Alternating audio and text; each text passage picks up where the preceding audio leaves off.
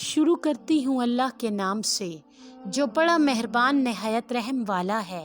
اے نبی صلی اللہ علیہ وآلہ وسلم، آپ اپنے رب کے نام کی پاکیزگی بیان کیجئے جو اعلیٰ ہے، جس نے پیدا کیا اور بہت درست بنایا، اور وہ جس نے ہر چیز کا اندازہ ٹھہرایا پھر راہ دکھائی، اور وہ جس نے زمین سے چارہ نکالا پھر اس کو سیاہ کوڑا کرکٹ بنا دیا۔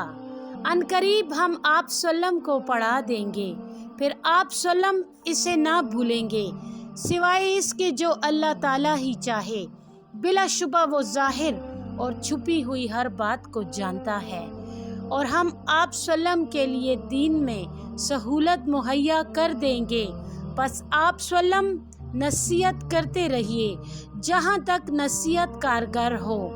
جو خوف رکھتا ہے وہ تو نصیحت قبول کرے گا، اور اس سے وہی بد نصیب دور رہے گا جو بالآخر دوزخ کی بڑی آگ میں پڑے گا، پھر وہاں نہ وہ مرے گا نہ جیے گا۔ بلا شبہ وہی بامراد ہوا جس نے اپنے آپ کو پاک کر لیا اور اپنے رب کا نام لیتا رہا اور نماز پڑھتا رہا، بلکہ تم لوگ دنیا کی زندگی کو پسند کرتے ہو، حالانکہ آخرت کی زندگی بہتر اور زیادہ پائیدار ہے۔